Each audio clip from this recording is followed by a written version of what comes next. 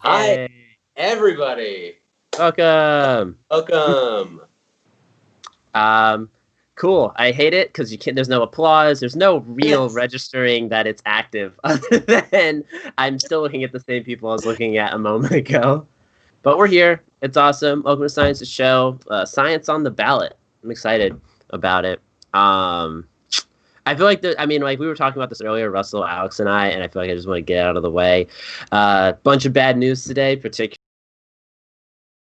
Anna Taylor, and sometimes it can be hard to be like, oh, I'm gonna go be goofy in the face of abject horror of real life. This show isn't about like solving police brutality; it's about promoting science literacy, and that's like the one piece of good we can put into the world, and that's what we're gonna try to do.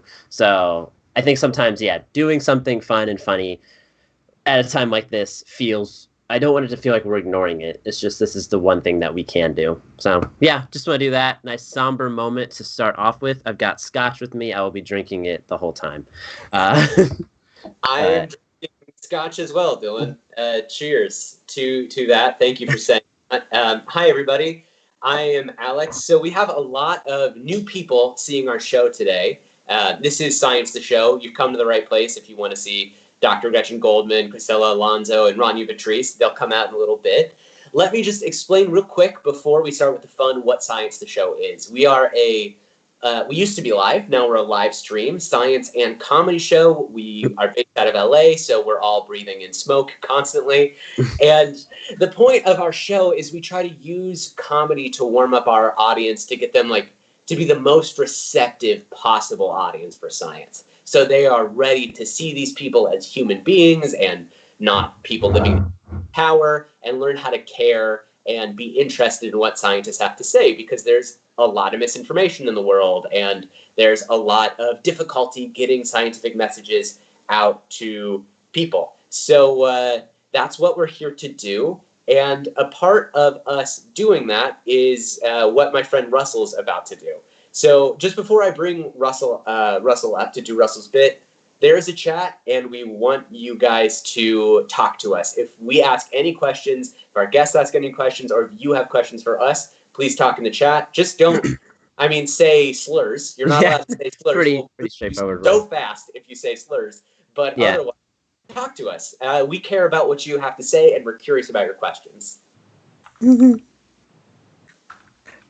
Cool. So Russ, you want to explain what's up? Yeah, so today we're going to be talking about the relationship between science and politics. And I'm excited to talk about something that I think is at the core of every person's political choices that they make. And I think this concept or way to what I want to talk about, this is that something that we can view every single social interaction through this lens, and that's through trust.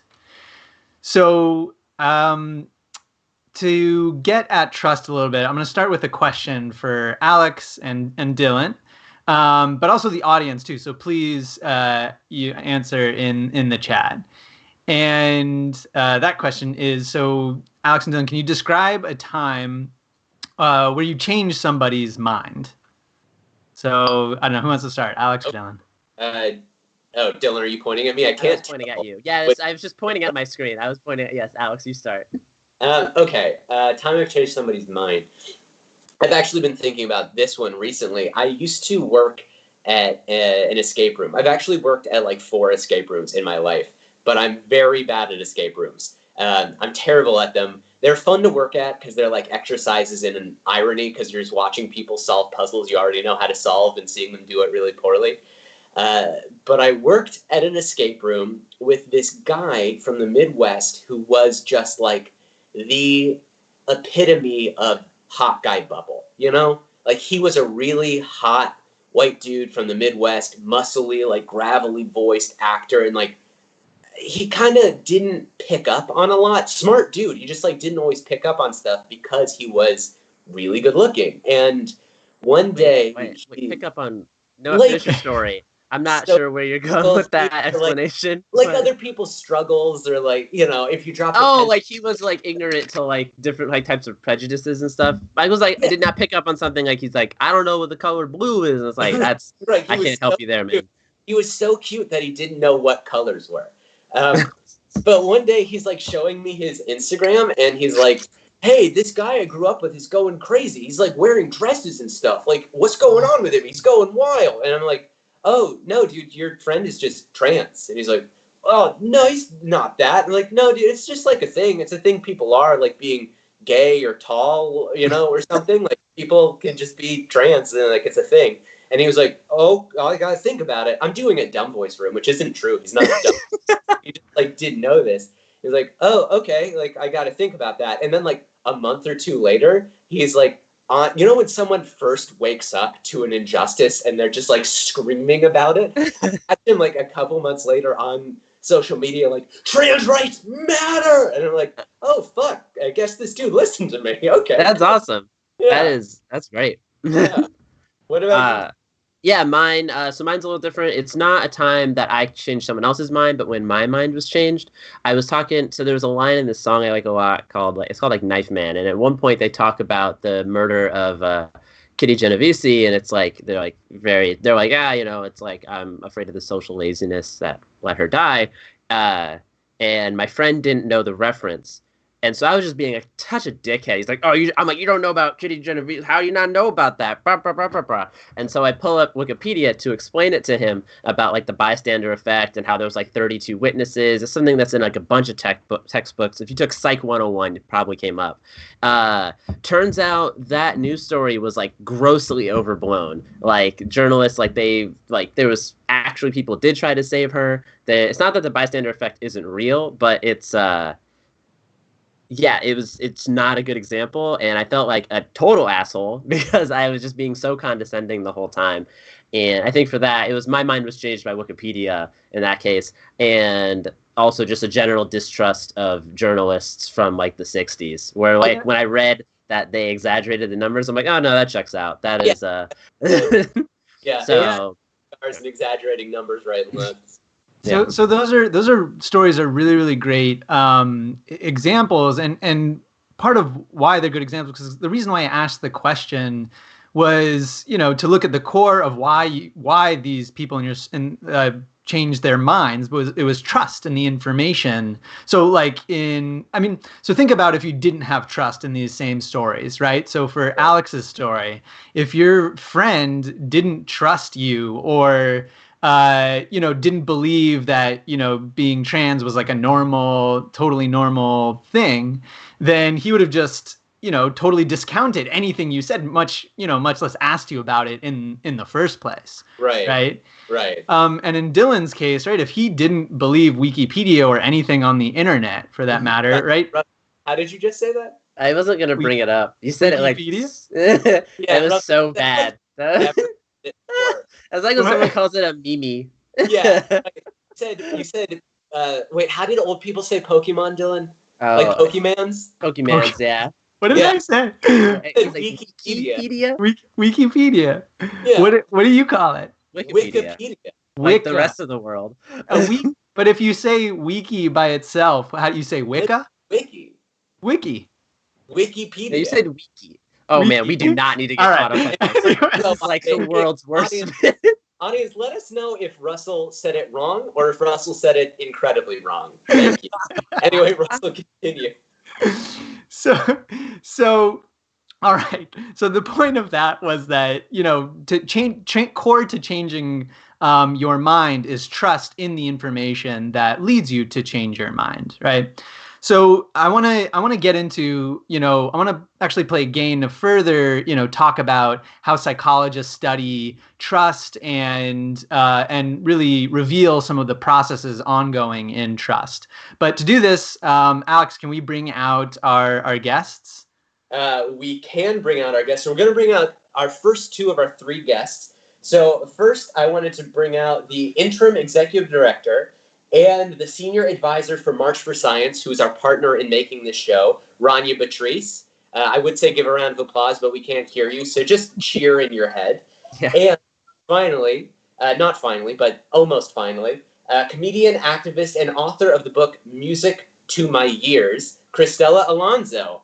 Hey, everybody. Nice to see you guys. What's up? Hi. Well, thank you guys for joining us. All right, so I want to before I get into this game, to prep us for the game, I want to ask Rania a question. So I'm gonna ask you. I want you to answer between Alex and Dylan. Who do you trust more? So don't answer yet, because I'm gonna let Alex and Dylan each get 10 seconds to make their case of why you should trust either of them more. This is so bad. So So we're gonna I start. don't like it. I'm just gonna say that already. Go ahead.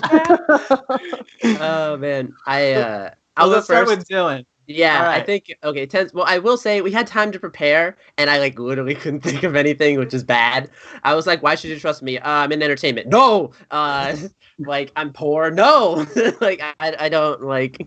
There's a lot of reasons to not trust me, but you should trust me because I'm being honest about why you shouldn't trust me. Oh my God, there we go. All right, so I figured it All out. right, there's Dylan's. Now Alex, go. Okay. Instead of saying why you should trust me, I'm going to tell you guys why you shouldn't trust Dylan. He's Wait, relying- what? That's even worse. That's even... You should trust me because I'm being honest. How do you know he's being honest? Maybe Dylan's sitting on a pile of cash, huh? Yeah, that's true. I guess All right, technically. I did say I was drinking scotch. Man, this is not good. That's I'm true. doing very Got bad. the rich man's drink, Dylan.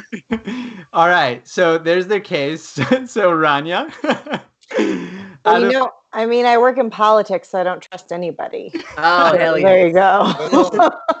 I kid, sort of.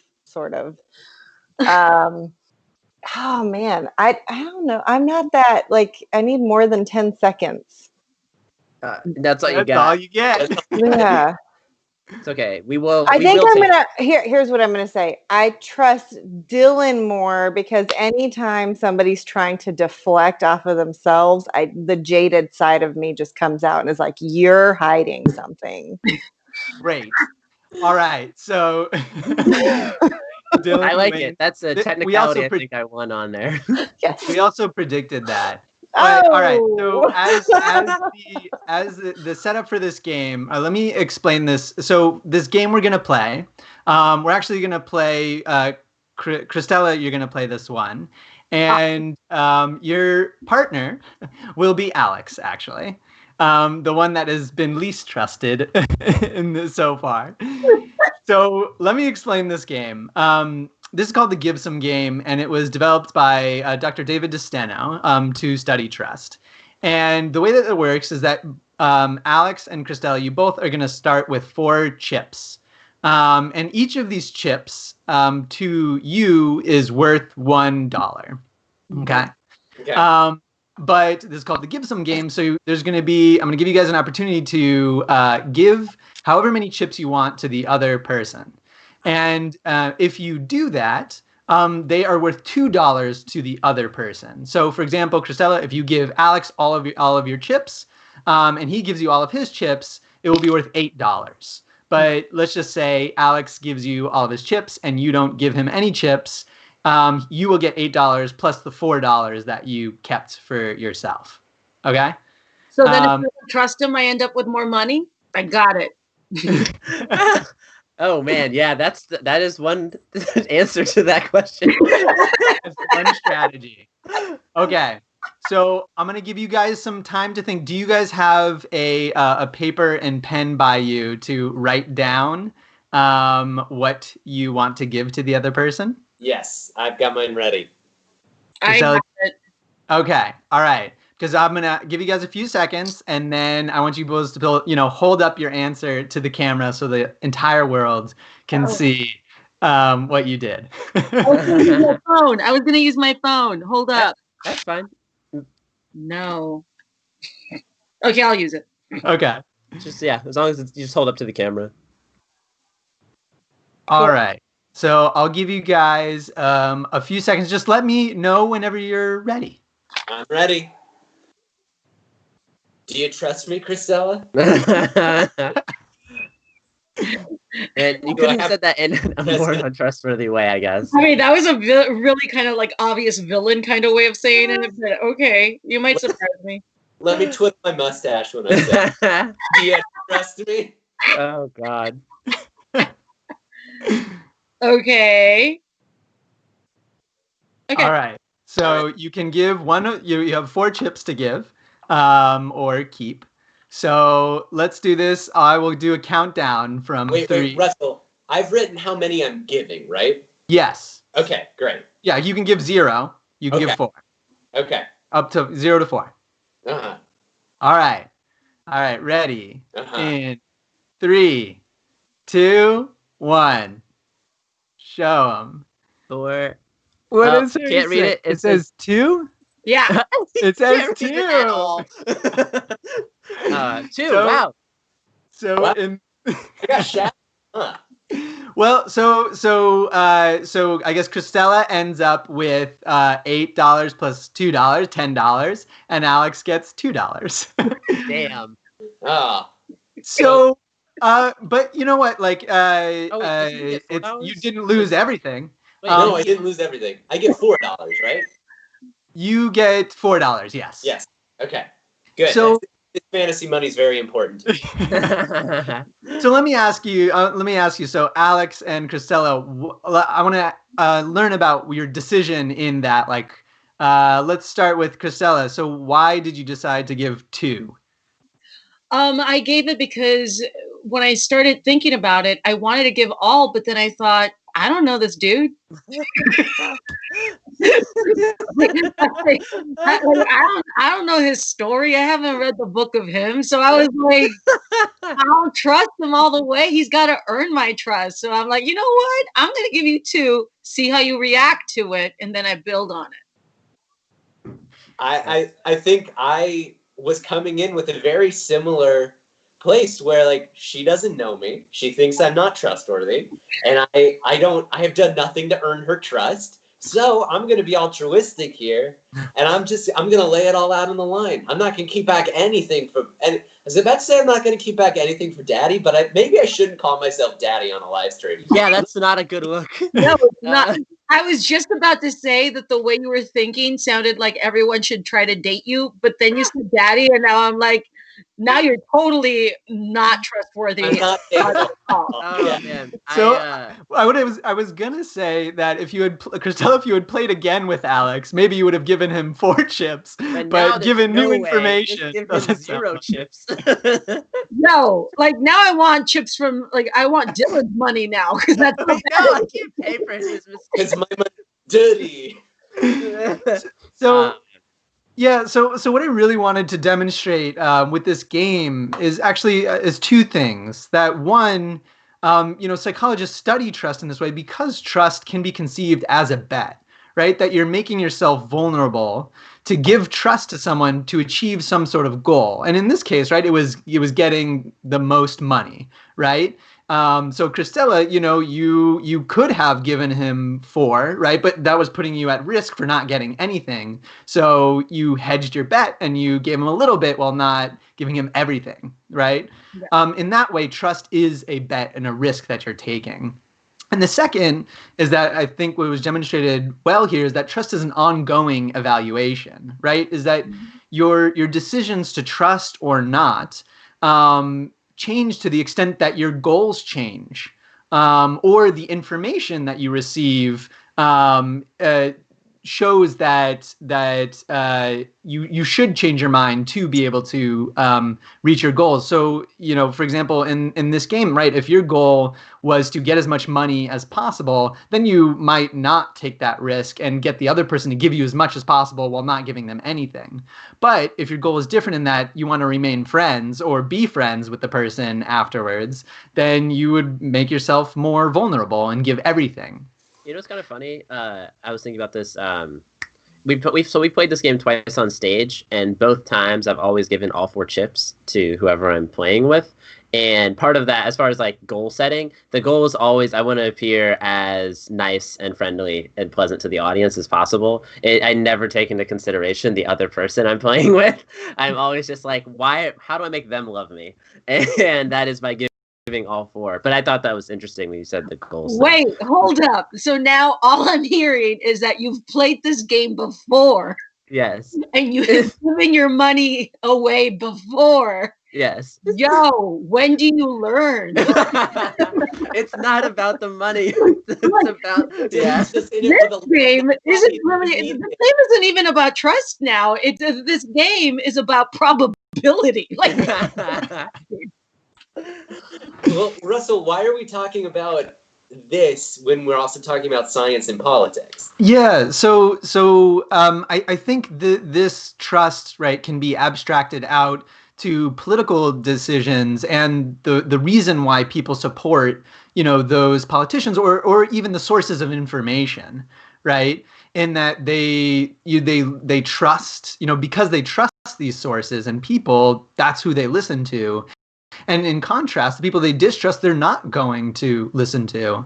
And rather than this being like, I think this is actually very, hopeful picture of humans in that they really can change their mind, right? They're not just blind faith machines. Is that what they're doing is acting on trust. And so what that means then is that if you can actually convince somebody that either, their goals are actually, their goals are not the right goals that you should be striving for, or the information that they're getting is not going to allow them to reach their goals, then that should change their mind in the sense that they should trust a different source of information more. So in that sense, I think, why I'm drawn toward this way of thinking about trust, it's very hopeful to me. Cristela or Rania, have you guys ever had an example of trust like this where someone has given you a piece of information that's updated your trust in them, maybe for the positive, or about a fact you're like, that can't be true, and then they have brought you around because you trusted them? I would say that I don't know. It's like, see, this is actually interesting because the way that you just asked the question immediately made me think of a certain point of view, so, which actually dictates, it actually says a lot about how I trust in the way that I translated your question. Because when you're asking that, the first thing I think is, you always like, for me, like, there's that friend that you think you can tell anything to, and you're like, hey, don't tell anybody. And I'm a person that I literally say, hey, you're the only one that knows this, and I swear to God, if it comes back to me, I'm gonna come after you. Like, you know what I mean? So, but like, that person can come up to me and say, like, hey, did you hear about so and so? And I'm like, yo, I'm sorry. Are you talking about my shit behind my back? Because you're not supposed to be telling me that, but now you're telling me, and now I don't trust you. You know what I mean? And that's actually part of the reason why I say that when I tell people, like, hey, I chose you to tell you this, and if it comes back around, trust me, I'm taking all your money, whether you know it or not. I like that because you're like, you can trust me that I will fuck you up. You will lose my trust. I won't trust you anymore, but you better still trust me in this. Yeah. Yes. Yeah. I know. I don't know. I feel like I don't know. The first place my head went to was when I was younger, I trusted everybody all the time and got so screwed that it made me, and not just like younger, coming through my career, young adult years or whatever. And so my natural disposition now is not to trust first. Mm-hmm. And people say things like trust but verify, which is just another way of saying I don't fucking trust you. So, if we're being real about it. And so, of course, there are exceptions to the rule. There are people that I trust completely, and if they're coming to me with information, I actually trust their intelligence enough and their recognition of who I am to know that they're not going to come to me with some bullshit. Mm-hmm. But that group is very small. And it really, anyway, I guess I'm not a very trusting person. Well, Yeah, I mean, I think that's okay. I feel like I need a couch in my therapist right now. What are you guys doing that's to what us? we do, right? I thought this was about science and politics, and now I'm like, I oh my know. God. I've been I know doing. all the issues are coming out. I'm so sad. Thanks, guys. Oh man, what a way to start up a show. No, well, I think if anything, I mean, this is steering us gently though towards like trust in politics and trust in science, which like Rania, that's what you do specific. Not specifically, you are on many different boards and you're a very talented woman in politics, but that's why we're here, because we're talking about politics and science and the mismatch in trust in those things. And I mean, I personally, as a science communicator, don't really trust politicians much because I am aware of the science, because I spend my time learning the science and trying to yell the science from a mountaintop. And not they always, but often you get, well, you know, we don't know this and we don't want to act. And well, I read this other thing that says, and you're like, but you're misreading the data, you know, and you want to tear your hair out. And I think, where do you, as someone who works in this field, how does that look to you from a lens of trust? How do you not tear your hair out? Yes. I mean, that is such a good question. I'm here. My mom has been with me here in Texas, in Dallas, where I'm at for a little bit. And so she's gotten kind of a glimpse into my day-to-day life and has actually asked me that question. And I, not even kidding, a lot of therapy. That's how I don't tear my hair out, because the reality is it is a messed up industry. And to all of you, everything y'all have been saying, it's, you know, we've all heard the saying, follow the money, and it's so brutal and it's so true. And whether we're talking about the military industrial complex or private prisons or climate or justice or anything else as it relates to policy, almost always you can follow a very specific money trail. Now, are there exceptions? Absolutely. And those are the people that I like to work with. Well, on that topic, yeah. could we bring out Gretchen? Yeah, that'd be great. We can also ask the same question to her. Yeah. So we're going to bring out our final guest for the evening. So Dr. Gretchen Goldman is the senior, I just moved my notes, Gretchen, I'm so sorry. She is the senior research director of Union of Concerned Scientists, which is an organization I happen to love a lot. Gretchen is our final guest. Everybody give a round of applause for Gretchen. Yay! Hey, Al. Hi. Hi. So I'll try to lighten it. I don't know if I'm quite as pessimistic. I don't have money though. You can't follow the money trail on me. It wouldn't lead anywhere. So, sort of to pick up where Rania was leading us about policy and people ignoring policy for their own reasons or their own motives, Gretchen, can you explain quickly like what it is you do? Yeah, so my job at the Union of Concerned Scientists is trying to think about how science is used and misused in policy decisions. And so the balance of whether we're looking at how it's used or misused is very different depending on what's happening in the political environment. And so a lot of, in talking about what you all have been talking about, the way that I think about it is the way that we get public trust in policy is by having a solid process, a science-based process that we're following. And so a lot of what I do is trying to protect the process, which is very unsexy when you're talking about the details of it, but in a lot of ways, that's how we make sure that people do trust the policy outcomes, and we do get policy outcomes that benefit people. Thanks. Can you just maybe explain a little bit what do you mean by the process that you protect? Yeah, so there's lots of places. We can go to the first slide if you want, and I promise I'll there's not too many slides. It's not too sciencey. So this is so the one is there because this is from another presentation, but I think it anyway should be your number one life rule. So we can keep it there. So if you go to the next slide, so there's we have lots. Science is in a lot of the places around our lives in ways that we don't think about it. So I mostly focus at the federal level, and so that includes investments in science, ways that we maintain technology, and it's also in all these places that we probably don't think about, right? But the drugs that we use are safe because there was science and there was an evidence-based process that decided whether or not that drug could go to the market. And there was a science-based process that determined that the food that you're eating is safe and doesn't have, E. coli poisoning on it.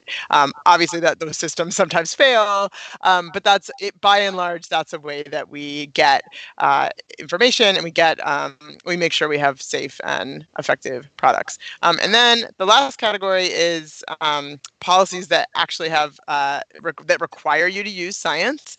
So there's a subset of laws that do require that you use science, in that you're not even allowed to think about any other reason you might make a decision. And some of those are really cool. So if you go to the next slide, this is my favorite example.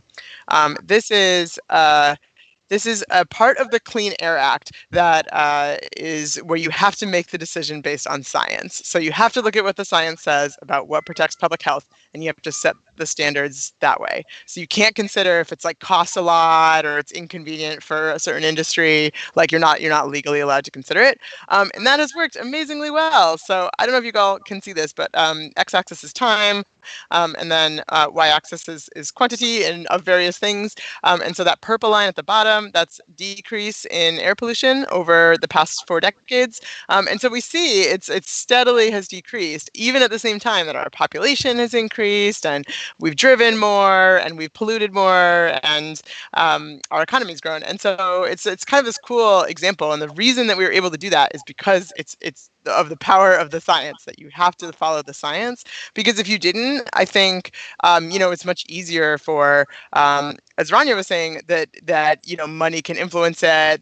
There's industry can try to make sure it's not science-based. And there's been some times where that has sometimes happened, but by and large, we see it has not. And so science can sometimes be victorious.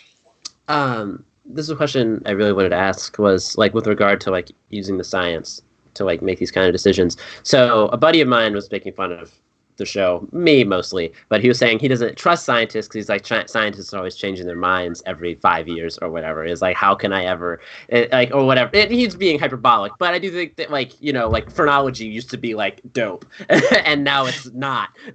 I think like what kind of responsibility like do scientists have to take for the research they publish and like how it's used or like whatever? I think there's always the like mad scientist like cliche of like they're just doing it for the research, they want to know what they can do or whatever. I don't think that that's obviously just like a cartoon, but like how much ownership do you need to take over the research you do, and how you decide policy based on that research? Is that making sense? I guess for anyone in here. Yeah, there's a lot of elements to that. I mean, part of it is the more people know about the process of science and what it takes, that helps, right? If people know what goes into getting even a single goddamn publication and how annoying that process is, like they would maybe trust it a little more, because it's not that easy to for that to happen. And so that if someone was pretty committed to it and it passed all the hoops of peer review and all that. And so there's sort of that piece that I think can help people build trust. And then on the policy side, I think it's what they do with that science and how transparent that process is. So, usually in some of these processes, like on this air pollution one, a lot of it is all in public. So the scientists that are deciding whether or not they should update the standards based on the science, they have grueling multi-day meetings where they just sit and discuss the science. It's like a public peer review. And so, this is as boring as it sounds, really a room of scientists talking about like the weeds of some scientific detail. But because it's all in public, it's very transparent, like, right, that no one's trying to sneak something by or making some decision without considering it, because they're actually discussing it and considering it in way more exhausting detail than you probably want. Well, this is for you, Gretchen, but also for Rania and Cristela. I'd love to hear your input as well. But where is the breakdown then between science and policy? I mean, we are living right now in a pretty stark example of that breakdown. Like, I have so many thoughts on Yeah. this. I'm so excited. Go ahead. I mean, I think part of it is something that Gretchen just said was about the painstaking links that scientists go to, the peer reviews, all of these things that are happening out front and in public in a lot of ways, where policy is not. And yes, it has gotten worse in some ways, just as far as bills getting dropped to the floor for a vote at the last minute. No one could possibly have had time to read through it. And then they add that, there's all these process things that happen outside of the way the process is supposed to work. But there are always loopholes and things like that. And, and I agree with what Gretchen is saying as far as like science needing to be at the core of a lot of these policies. But if that were the case, I feel like fracking would already be banned. Like the science is pretty clear on that. And so the thing that I think is the issue, and this comes, I'm just going to say this one time, I know that's not what the show is about, but like it matters who sits in those seats. It matters who's making these policy decisions and who's pushing for them and how they're advocating for them and how they're coming about. And so this is where, that saying elections have consequences. They really do, because by God, science shouldn't be partisan and we shouldn't be having fights over it, but holy shit, we are. And that is, that's part of the problem. I think there probably should be a minimum standard that you cannot serve in Congress or in any elected office, quite frankly, if you don't believe in science. Like, can raise hands if you would be down for that. But that's not the way we live in, Can I say something? The first thing that I think about is that the connection between science and politics is that we somehow forget about evolving. So, when we're talking about, well, why does science change every couple of years, blah, blah, blah, it's because we learn more. And when we have more information, things change. And I think that that's one thing that people fail to understand. They make it seem like science has to be cemented. And the idea is that, yes, there are certain things that have been proven to be true and remain like that forever. But think about it in simple terms. I always try to describe it to people like, everybody got, like, when the new iPhones used to drop, people would line up outside the store and they would look for that new feature, right? And they would have a new iPhone like every year, every 2 years, whatever. Everybody would love it. And it always had that one thing that everybody's like, I want this now. This is why I'm buying the phone. It's because technology got better. Mm-hmm. So they were capable of doing it. So people kept buying the new phones, and we still buy the new phones when they get released, because when it comes to technology, for some reason, we accept that science can change and improve.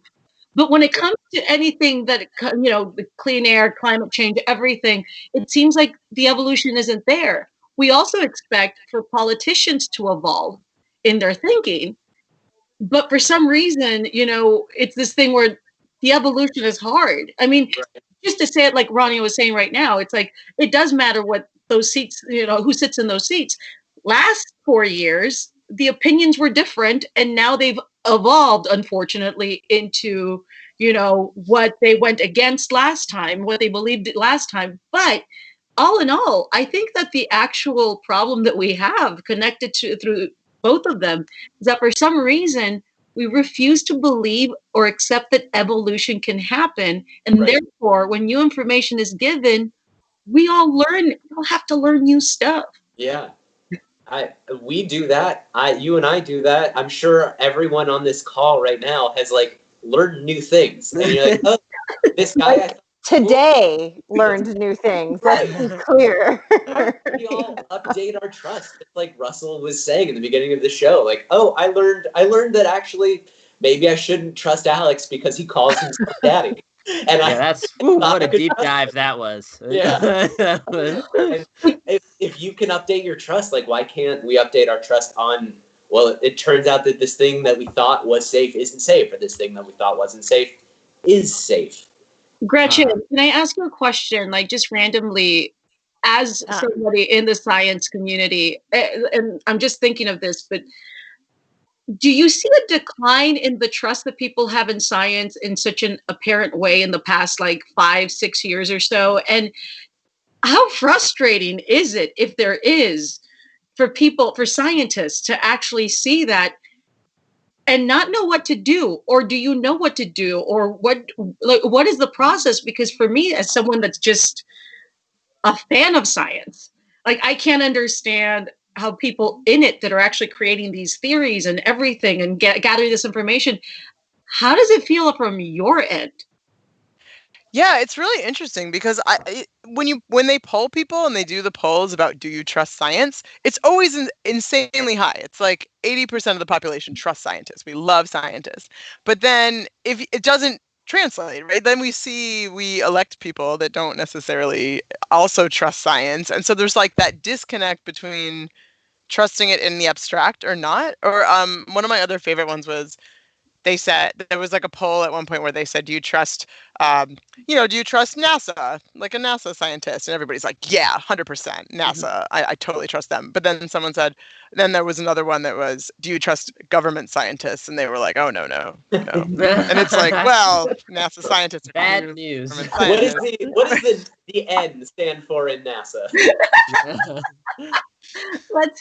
It's hilarious, but that's so telling. It's kind of like how people in theory, they can be completely pro the Affordable Care Act, but they hate Obamacare. Yeah, no, it's so true. I mean, there is definitely, I do think from a perspective of the public writ large, I do think that there is a bit of a gap. Is that a nice way to put it? You know what I mean? I mean, there is, right? And I am, like, Cristela and I joke about this often, or maybe I joke and she just like pats me on the head virtually. But I'm not a scientist. I always wished I was. Both of my brothers are. I'm totally fascinated. I'm like obsessed. Honestly, I'm obsessed with science. I would accidentally blow up a lab like that. Truly would not be intentional, but it's just not my genius. But as obsessed as I am, as much as I read, I talk to my brothers all the time about the research and the work that they're doing. But at the end of the day, I know I'm not a scientist. You know what I mean? So I want to hear from the experts. And I think that is where, and I also work mostly on the federal level, but I think that's where trust and policy and science and all of these things have to come together. Is, it's not enough to have the head of a think tank in the room with the legislator creating the policy. We do need to have, I personally think we need to have more scientists in elected office, but we also need to have scientists in the rooms, just like we need people who are being affected by the legislation in the rooms. And that's not always something that happens. It is getting better. So I will be a little hopeful here after being totally Debbie Downer, but it is getting better as far as the expectation of who has seats at the table and how big is that table. So anyway, I'll end my rant right there. If there was ever a place to rant. Actually, I have a kind of a follow-up question in terms of like who should be at the table. And I think a lot of this is directed towards the lay public, but what about, like, as in terms of scientists being at the table? Like, I don't know, Gretchen, is there, because part of the reason why I'm asking this question in terms of, scientists, I guess this is in the realm of scientists as activists, or maybe not even activists, but just being involved in policy, because there is, I think, and I've held this opinion that, like, a science should be impartial, right? Like, it shouldn't be partisan. So, there's some issue with scientists trying to get involved in politics and trying to push some side. Yeah, this is such a big conversation. And I would also like Rania's answer to this as well, because I'm sure she's also been like asked this 87 million times like I have. And it's this really interesting thing that scientists have this sort of reservation and inherent to them that they can't have an opinion about things. And it's sort of so the way that it was phrased to me is that it was because the rumor was that Carl Sagan didn't get tenure because he was a science communicator, and that was punished in academic settings. And that was that's the thing that people have in their brain when they think about, I better not say anything or do anything. Sorry to interrupt, but if it's, oh, well, you don't get tenure, or you get to write a whole bunch of Emmy-nominated series and send shit to space, I feel like Carl Sagan got the good end of the deal. Also a good point. But if you're a scientist and your whole life's goal has been that tenure, I don't know. Yeah, it's a good point. But yeah, and so I was actually very enlightened by this current political era, hopefully changing some of that because March for Science happened, and scientists were in the streets with signs, and oh my God, they didn't lose their jobs, and the world didn't end, and it wasn't like activism didn't ruin their lives in that way. So I was hopeful from that, and a lot of the activism around since 2017, there's been way more scientists engaged on these issues, and people I never thought would have stepped up into that realm. It just people I personally know in the science community have stepped up and met with members of Congress and given speeches and wrote op-eds and all kinds of things. And so I actually feel I'm hopeful that culture is changing, but I don't know. It's been persistent. I don't know if Rania has other thoughts. I again. Well, I'm telling them, I always feel the need. It's my imposter syndrome. I can't help it. It shows up all the time. But because of my obsession with science, I'm always afraid that somebody's going to mistake me for one. And I'm like, no, I'm not that smart. But one of the things that I've really been so fortunate to work with a lot of incredible women scientists across a ton of different fields. And the thing that I've heard, and granted, this is anecdotal because we're talking about, 50 people in a huge sea. But the thing that I've heard over and over and over from them was that, and we've said it a few times now, science should be impartial. And so especially the folks that I work with who are doing research, they've shared with me that, I want to do my research and put the information out there, and then that's what I do.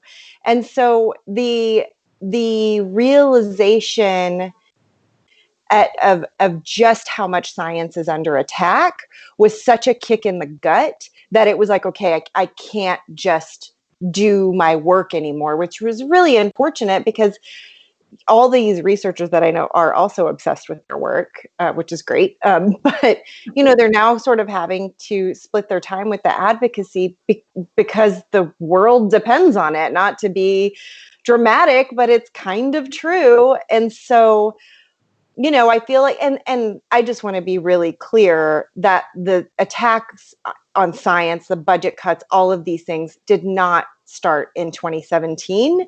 They became exacerbated, of course, and we're seeing some really horrendous effects of it.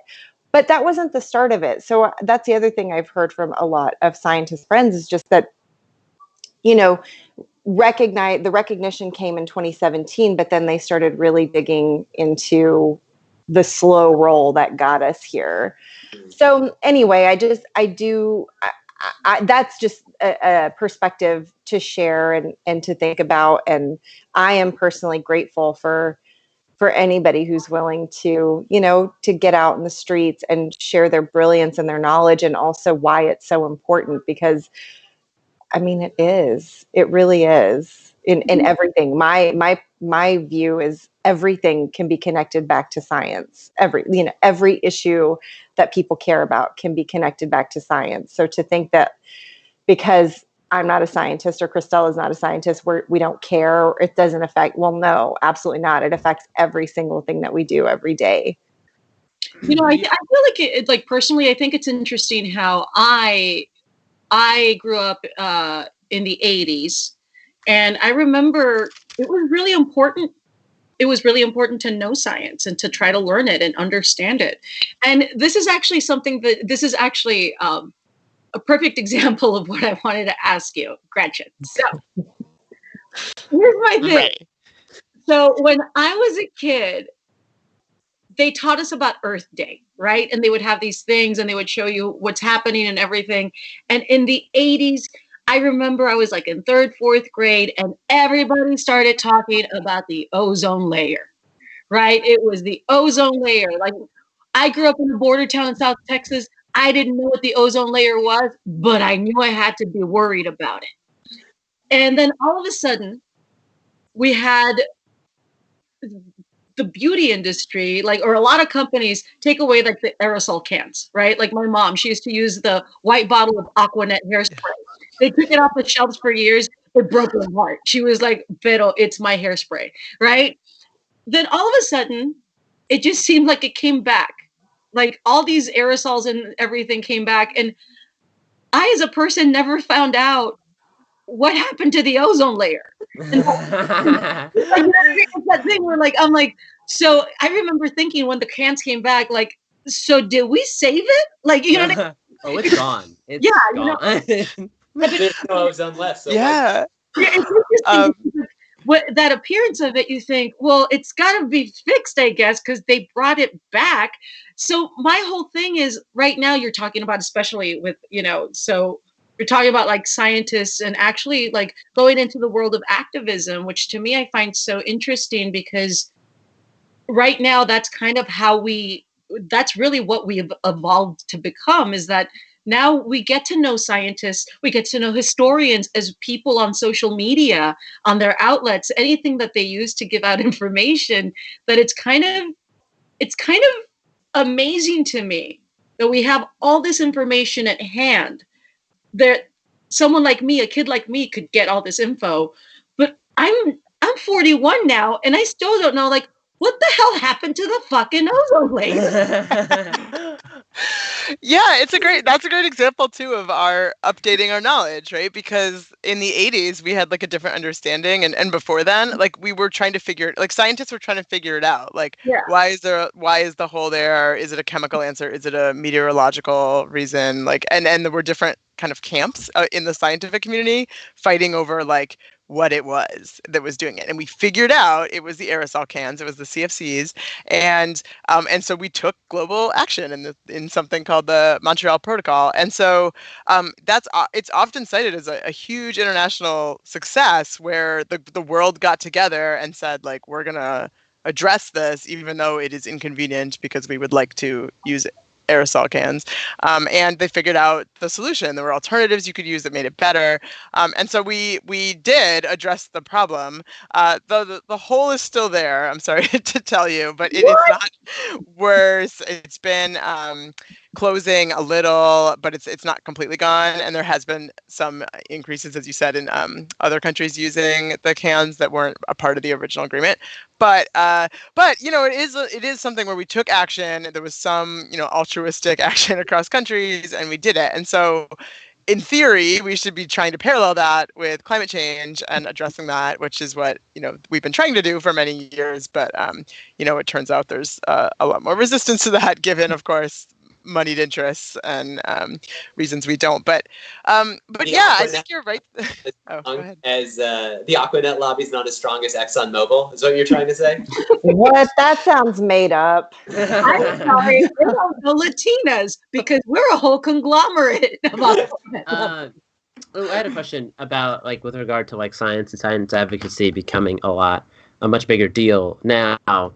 Do you think there's not like, I think placing blame is a dumb way to put it, but like, do you think scientists do you think they were almost like, were they lazier about the idea that they needed to prove to people that they were worth listening to? Does that make sense? Like, a lack of trust in science is because, I mean, science has often been put on this pedestal, or like a thing, like it's a dude in the lab and they bust out of the lab and they're like, I figured out I figured out how to melt people into Soylent Green or whatever. And I don't know what the hell I'm saying. But anyways, the fact of the matter is, do you think the lack of advocacy on behalf of scientists in the past sort of set themselves up for a harder fall in the present? Is that a fair question? Yeah, I think that's a good way to put it. Because it was never, it's not valued, right? In the scientific community, I'm going to go talk to these school children, or I'm going to go call Congress, right? Like, it's not, no one's asking for that. And and it is only valued that you're doing the science and you're preparing it, and you're sort of being trained to just like produce facts, and then people will take your facts, and like that is the end of your responsibility. The interaction. Yeah, which we've learned is not the case. And as one quick example of how extreme this environment is, when I was in grad school, I was sort of thinking like, oh, maybe I want to do like the policy route. You know, it's sort of interesting, the science policy world. And so I went to this like info session at my university where they were going to talk about that option, like with someone who was like a former congressional fellow. And I go, and there was another girl there from my engineering department, and she just locks eyes with me, and she's like, "Don't tell anyone I'm here." Like it was as if it was some big secret that she could even like be seen considering not staying in the ivory tower. Oh my gosh. Man, I just have to quick and this is how my brain works is I hear that question and I'm like offended on behalf. I'm not a scientist again, but I'm offended for all scientists everywhere because I'm like, they're working so fucking hard. What else do you want from them? You know? I'm not saying I believe that. I know. I'm telling you like how salty I get, and Mama Bear comes out and she can't help herself sometimes. So Gretchen, I got you. I got your back, whatever you need. Can you be my anger translator maybe in this? Yes. I'm so good at that. So good at that. I'm not here to incite rage.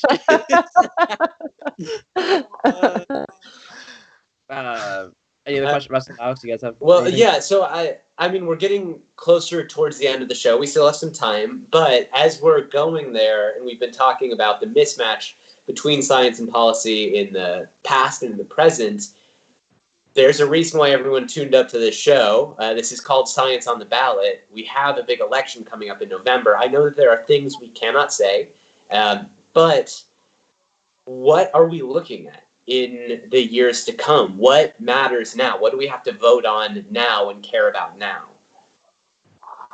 Yeah, it's a good question. I just saw Rania Hulk out for a second. I was taking a deep breath because it's such a big question, and we have 41 days. Well, I mean, voting is happening in like 25 states right now, but there are 40. The day's almost over. 40 days. So I've got a little bit of feels and anxiety. Don't judge me. No judgment. I'm glad we're not on stage. I think you would have attacked me with the chair already. No, I'm such a lover, really. But I do. It is a really, really, really, really important question. It is such an important question because, I mean, I'm in Texas. A good friend of mine who will remain nameless because he's a Democrat says Texas is not a red state, it's a non-voting state. And I think that can be said for a lot of states. And it doesn't, I'm not here to tell you who to vote for. I just want people to show up and vote, because what I was saying earlier about it matters who sits in those seats. I mean, do you have potholes that aren't getting filled? Is your kids' school not doing well? Do you care about climate change? Do you care about racial justice? Do you care about voter intimidation or a million and one other things? If you care about those things, then voting matters, and every one of those things is on the ballot. Every single one of those things. And so when we think about voting, it's really easy to sort of get, being the jaded person that I am, to be jaded and say, oh, it doesn't, my vote doesn't matter, or what I think doesn't matter, or just one vote doesn't matter. And the fact of the matter is, we are putting people in those seats. We are making those decisions. And every issue that you care about, whatever it is, I'm not here to tell you what to care about. Well, maybe a little, but really, but every issue that you care about is on the ballot. I think that personally, when it comes to voting, I do a lot of the get the vote out, every kind of like effort out there. To me, that's what I want. I want people to show up to vote, because what I don't want is people to not show up and then be disappointed with the results because they assume that others were going to do the job for them. The idea is that if you want something done, you have to go do it yourself. So here's another problem that I think is really, blatant, that needs to be addressed, is that we have to remember that we're not voting for saint, right? So you can't just not vote because you don't like your choices, right? It's it's like we have, like, it just doesn't happen because, kind of like Rania kind of said it. It's like, look, we put we have to fill those seats. Like, that's how I look at it. When she says that, I'm like, we will fill those seats. So what we have to do is go out and vote for the person that represents your interests. And by that, I mean, look, climate change will affect racial issues, economic issues. They're all tied together. So you have two options right now. Which one will further your discussion, or do you think will further the discussion or move the needle more than the other one? Because that's what people forget, is that what is at stake, it's past the election day. Like, we show up for the election day, but there's still work to be done. If you pick a candidate that you think is the best choice for you, go out and do it. And remember that regardless of who wins, if your candidate wins, the job isn't done. You still have to pay attention to how they think, what policies they put out. And if you don't like it, you have to make it vocal, and you have to tell them that you don't like it. That's my whole thing is, we try to get people to go out and vote, but what we do is a disservice, because we actually make people feel like we want them to vote just this election. The thing is, we have to teach people how to become lifetime voters. We need them to be excited and know that this is how we create change. So for me, when it comes to science, it's like, science is so important. Science keeps us alive. So when it comes to politicians and science, what person is going to keep you alive? And, we're not even talking presidents, even like mayors, governors. In this coronavirus time that we live in, we have seen mayors get this power that I think a lot of us didn't realize they had. They're the ones that get to do the mask mandates a lot of times. So then you start thinking, well, now I feel like I have to fucking pay attention to who the mayor is. Yeah, you kind of do. So for me, it's like, just get out the vote, trust that, nothing will be solved, because it won't. But we're trying to just move it along to where we can. It's like, it's kind of like when you want to lose 30 pounds in one night. It's like, you didn't gain it in one night. It takes time to lose the weight. Damn, that's good. You know what I mean? That's exactly what change is. But we have to keep at it, so that there can be something that we look back at and notice that there was actual progress. That rules. That's like you cut the lights on the I swear to God, I'm I a stand-up can top comic. that. I can be funny. no, it is great. That's fantastic. You got someone send the Cristela spitting truth. Thank you, chat. Yeah, thank you. Yeah, our chat is just here, either giving us truths about aerosols parts per billion, or celebrating Cristela's truth drop. I do want to go back, spin back to Gretchen while we're before we wrap up, because I do want to ask about climate and health specific stuff that we have to look at this November. Like, when I get my ballot, I mean, I am a relatively informed voter, but for any of us, whether it's down ballot, statewide stuff, national stuff, what should we be looking out for that we can vote on when it comes around? And this is open to anyone who's on the panel, but I feel like Gretchen might have a take on this that I won't, or Rania too. And I just want to add on part 2 to that question. So in terms of science on the ballot from your perspective, Gretchen, but also as a scientist myself, what are there things that scientists do you think should be, call to action for scientists, what we should be doing besides, just voting, obviously? Yeah, absolutely. So if you want to move to one of my last slides, which is this checklist of things. I mean, we could do these other things, but they're not as uplifting as Cristela's speech, so I don't want to go back to that. So so there's a lot to think about. It is good to look down ballot and see what issues are there, because science comes up in different places. So even at the local level, that you might not like think that it's coming up very much, but like where I live, there was like a huge discussion over whether we like change to LED streetlights, and like people invoke science in whether it belongs there or not. People invoke science in like what they're doing at the local level, and so as a scientist, you have this valuable role because you can say like, well, actually, that's not a scientific thought, or whatever it is, right? There's like a lot you can do just having that powerful voice that is science-based can be really valuable, especially in local settings where there's a lot more space for you to engage usually, and it's not it can be really valuable to have someone who's thought about those issues or has any level of expertise, even if you don't consider yourself an expert in LED lighting, but you could be like, actually, guys, we don't need to worry about Wi-Fi, harming your brain waves or whatever it is that like they're arguing, right? So there's lots of things that you can do like that, and climate change is a problem at all levels, and there's lots of things that local jurisdictions are doing around that. So I'm on a local climate committee and for the DC region, and all kinds of little towns and counties are doing really neat stuff around clean energy and clean transportation, and there's lots of ways that plays out. So if you care about climate change and you want that addressed, there's the local elections can be really valuable on that, and so that's one way to pay attention to it. And I think too, in terms of, I know no one has like a ton of time, so like you don't have to read,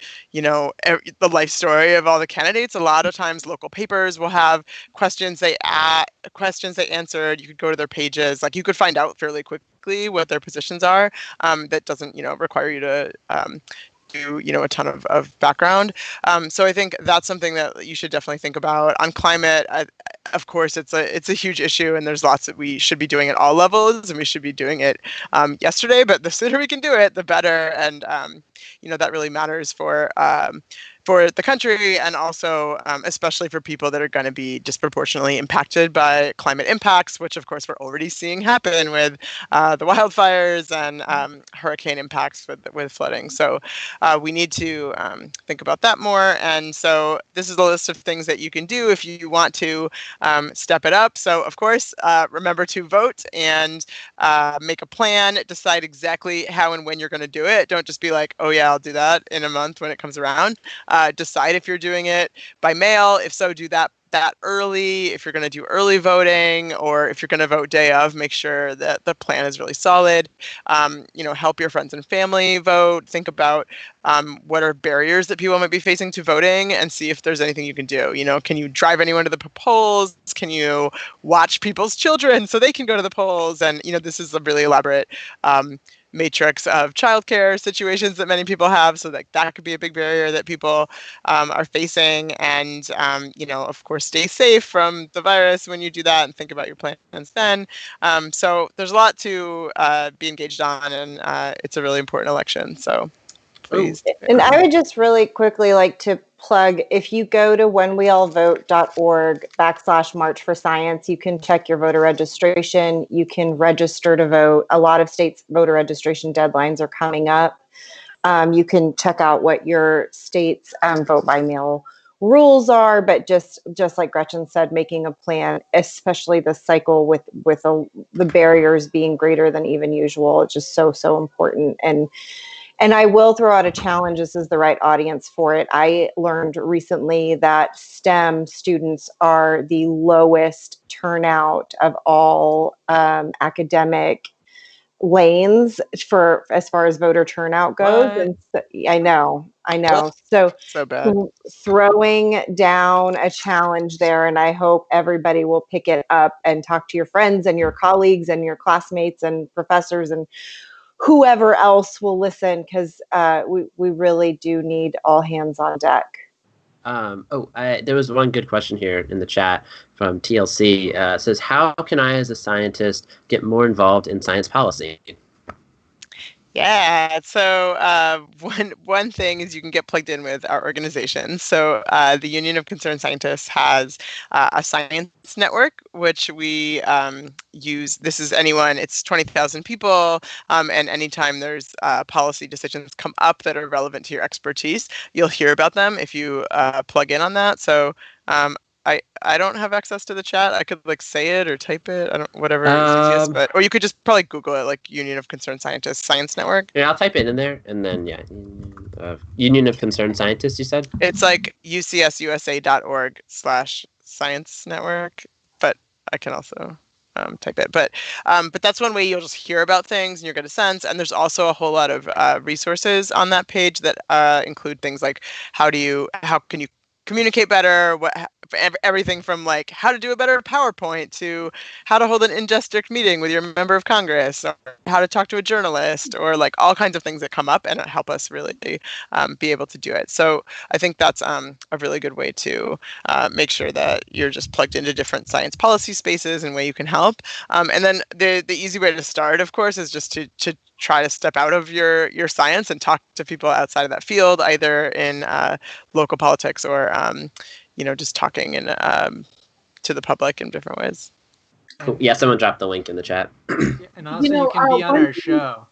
You can be on the show? Yeah, that is a good way to do it too. Sorry, I talked over somebody. What's up? No, I was gonna say it was. One important thing that we always talk about lately is also make sure you plan your vote, and by that make a plan of what happens if you want to go in person and you want to do early voting. Go. If the line is too long for to fit your day in, try to come back another day. You don't have to do it all in one day because you are giving yourself time. Make sure that, I'm a big basketball fan. The NBA, they're trying to hold polling locations in arenas and stuff, which is amazing. But here's the thing. There's a lot of public transit that was cut because of COVID in a lot of big cities. So because of that makes a lot of the disabled community unable to get to polling locations at times. So it's like when I say plan your vote, plan about the people that you know in your life personally that might need that assistance and just basic knowledge. Because for me, I was talking to a friend of mine who's an advocate about the disabilities, about traveling and polling, and how the struggle is already real without it. And now that you have these arenas that want to open up for voting locations, we have to make sure that people can get there. And that's just lower income, anybody like eco-friendly, anybody that uses the public transportation. So when I say plan your vote, make sure that you actually post it on social media, the information that's kind of specific. If you need the information, Google it, like anything that just seems important. I have a lot of friends that are dreamers, that are undocumented, and I always say that I vote for them, but they can tweet that you guys can vote too. So reach out to people, plan your vote, and make sure that, once it's done, that you did your job. Nice. That's great. The end of our time together, does anyone have any final words they want to leave with us? Anyone from the panel at all? Vote for science. Yeah, vote for science. Yeah, I mean, you had to just say a lot. Yeah, I do. I mean, it's worth repeating. Just please vote. And like Cristela and Gretchen said, make a plan, because it affects you, even if you don't realize it yet. Every single vote counts and matters, and these decisions affect us all, like has been said, from the local level all the way up. And I'll just say quickly in Spanish. Si ustedes están viendo este video y hablan en español o prefieren hablar en español, les quiero decir que es tan importante que aseguremos que nuestra familia, que nosotros, nuestros amigos, vayan a votar en esta elección. Hay muchos problemas, muchos policías, muchos problemas conectados con ciencia que tenemos que representar con nuestro voto. So, vamos a votar y vamos a electar a una persona que nos va a ayudar en el futuro y a las generaciones que vayan a venir en el futuro. Gracias. Hell yeah. Oh, our sign out for the show usually. So the show was free. Always is kind of free when it's on the internet. We just do donations. There's a big old donation button on the Twitch page, and we have a Venmo there. Obviously, we take a lot of time to put this together and meet with our scientists and get great guests so we can have these kind of conversations. So if you can donate, we always appreciate it. If you can't, I get it. I've had $20 in my bank account many times. It's not super practical, but I think otherwise, we have you can catch us at scienceshow@gmail.com. We've got a Twitter, we got an Instagram. To get in touch with us. If you're scientists that want to, are interested in the show, please hit us up. We're always looking for people to try and diversify the type of people we bring onto the show. But Alex is better at outros. Anything else you want to add? Hey, Dylan, you kicked its ass. That's the first time I've ever done it well. Normally I'm like, who did he do? And I make like a shitty joke, and then Russell has to talk to me the next call. Like, hey, Dylan, you can't do You're like, yo, man, like, I get it. It's funny, but like, we got to maintain some decorum. Audience, we love you guys. Guests, thank you guys so much for coming on. It means so much. This ruled. Yeah. Yeah. Have a great night, everybody. See ya. Let's go out.